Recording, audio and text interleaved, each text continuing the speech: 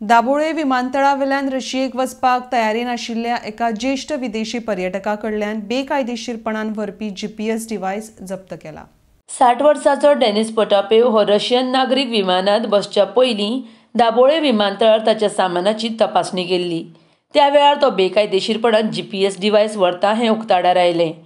दाबोळे विमानतळ पुलिसांनी दिल्ल्या म्हायती प्रमाण शेनवारा म्हळ्यार 9 डिसेंबराक सकाळीं 11 वरांचेर ही घडणूक घडली। डेनिस पोटापेव एरोफ्लोट रशियन एअरलायन्सच्या विमानान रशियेक वचपाक दाबोळे विमानतळार आयिल्लो। सुरक्षेच्या नदरेंतल्यान ताच्या सामानाची तपासणी करतना सामानांत कितें तरी संशयास्पद आशिल्ल्याचें सुरक्षा अधिकाऱ्यांक समजलें। तपासणेंत डेनिसान बॅगांत जीपीएस डिव्हाइस दवरल्याचें स्पश्ट जालें।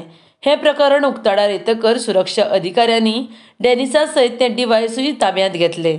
त्या उपरांत दाबोळे विमानतळावेली केंद्रीय औद्योगीक सुरक्षा दलाची अधिकारी ज्योती धामी हांणी दाबोळे विमानतळ पुलीस स्थानकार ह्या घडणुकेची लेखी कागाळ दिली।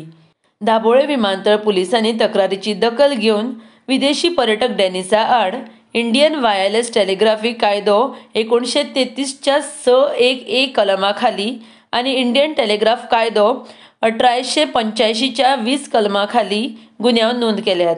तशेंच डेनिसाक ह्या प्रकरणात चौकशे खातीर 41(1) खाला नोटीस दिल्या अशी माहिती पुलीस उपअधीक्षक सलीम शेख हांणी दिल्या। फुडलो तपास चालू आसा।